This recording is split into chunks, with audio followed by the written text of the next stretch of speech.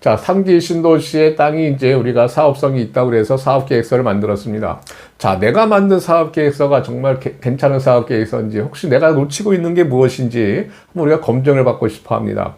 그래서 이제 이게 개인 내가 이제 처음 해보는 그런 사업이다 그러면은 이제 아는 사람들끼리 모여서 이쪽에 이제 도움을 받는 사람들끼리 팀워크를 이루는 사람들끼리 모여서 회의를 해야 되는 거고, 만약에 그렇지 않다면 이제 회사에 조직이 있다고 그러면 상품 설계, 기획이죠. 상품 기획하는 팀, 그 다음에 이제 뭐 자금 관리하는 팀, 그 다음에 이제 마케팅 부서, 뭐 이렇게 해서 모여서 우리가 회의를 합니다. 이 마케팅 부서가 없으면 이제 대개 이제 그 분양 대행사의 도움을 받기도 하죠. 어쨌든 간에 이제 상품 설계라고 하는 것은 이제 어떻게 디자인을 할 거냐, 건물을 어떻게 디자인할 거냐, 오피스텔이니까 어떻게 디자인할 거냐가 이제 그 주로 논의가 되는 겁니다. 되게 이제 땅이 좀 크면 가운데 중정을 두고, 그죠? 중정을 둬서 좀 공간에 대한 여유로움을 좀 느끼게끔 설계를 하는 경우도 있습니다만은, 최근에 이제 그 설계할 때 주안점을 두는 것이 뭐냐면, 과연 복층 설계죠. 이 복층을 하기 위해서 층고를 높여야 되는데, 이 복층을 하는 방법도 여러 가지가 있습니다. 만약에 이계층을 하나로 터버리는 거죠. 이계층을 하나 터서 이렇게 설계하는 경우도 있습니다. 그러니까는 짝수총, 예를 들어서 뭐 1층, 2층, 3층이 상가라고 그러면, 뭐 4층부터 오피스텔이다 그러면은 4층, 5층을 묶어버리는 겁니다. 4층, 5층을 묶어서 복층처럼, 그죠? 복층처럼 만들어버리고, 홀수층은 없는 거죠. 홀수층, 뭐 겉에서 볼 때 층이 있습니다만은 내부적으로는 내 층이 없어지는, 그렇게 복층을 설계하는 방법도 있고, 그 다음에 뭐 옆으로 좀 더 면적을 좀 크게 할 수도 있는데, 그렇게는 설계를 잘 안 하는 것 같아요. 그 다음에 이제 그 공사비 산정, 공사비는 이제 어느 정도 나오냐. 그러니까 우리가 공사비라고 하는 것도 이게 좀 논의하는 것들은 뭐냐면 어떤 자재를 쓸 거냐, 그죠? 자재를 쓰는 데에 따라서 이제 공사비가 달라지기 때문에 뭐 그런 것도 논의가 됩니다. 그래서 이 오피스텔 설계를 한다 그러면은, 오피스텔을 설계를 한다 그러면 이제 일단 가장 기본적인 게 외관이고 어떤 장점이 있느냐 이런 논의도 되지만은, 대부분 논의되는 것은 이제 복층, 그죠? 오피스텔 내부 구조를 어떻게 설계할 거냐, 이게 주로 이제 논의 대상이 되고, 그렇게 했을 때에 과연 공사비는 얼마가 나오냐, 이게 이제 주로 논의가 되는 겁니다.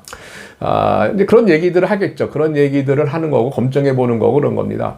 그 다음에 이제 마케팅이라고 하는 것은 이제 대부분 이제 분양에 이제 포커스가 맞춰지는데, 분양이라고 하는 것은 분양을 어떻게 하면 잘할 거냐, 어떻게 분양 조직을 만들 거냐, 뭐 이런 얘기들입니다. 그 다음에 이제 분양성이 있다, 없다, 이것은 결국 이제 가격하고 이제 가장 영향을 많이 받는, 그죠? 가격에 가장 영향을 받는 거고, 그 다음에 그죠? 입지나 환경 이런 것들에 대해서 이제 영향을 많이 받는 건데, 어쨌든 간에 분양을 받는 사람이 기대 수익을 우리가 만족시켜 줄 수 있느냐, 뭐 이런 얘기들이 중점적으로 논의가 돼야 됩니다.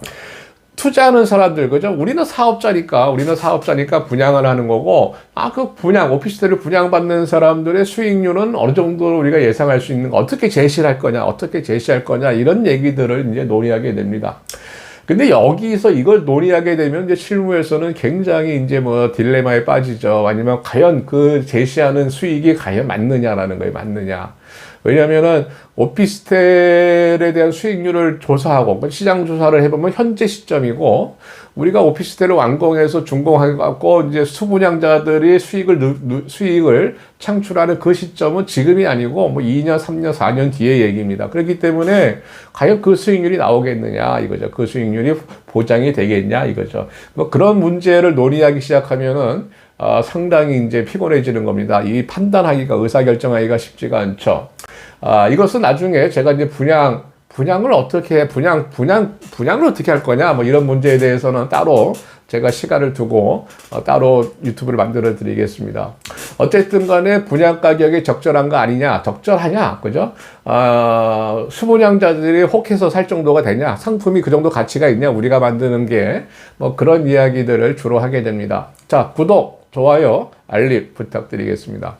자, 그 다음에 이제 금융이죠. 금융은 이제 PF 대출이 과연 가능하겠는가라는 거예요. 물론 이제 이거는 이제 3기 신도시 우리가 토지 입찰 공고를 보고 사업성이 있다 판단을 했고, 그래서 이제 토지 계약을 하려고 이제 입찰 준비를 하는 겁니다만은, 만약에 입찰이 되면은 그 LH에서 이렇게 소개를 해주기도 해요. 연결시켜주기도 하죠. 뭐 어디를 가봐라. 뭐 이렇게 자기들하고 이렇게 이제 이렇게 PF 대출에 대해서 이 대출에 대해서 상담을 해줄 수 있는 그런 금융기관을 연결시켜주기도 합니다. 뭐 그렇게 연결시켜주는 것도 있고, 혹은 우리가 금융기관을 찾아다니면서 혹은 나의 인맥이나 뭐 그런 걸 통해서 루트를 통해서 금융기관 상담할 수도 있습니다. 그 다음에 이제 이 금융기관 PF를 상담하게 되면 이제 책임준공이 반드시 들어가야 되는데, 과연 그것을 해줄 수 있는 공사업체를 우리가 컨택할 수 있는가?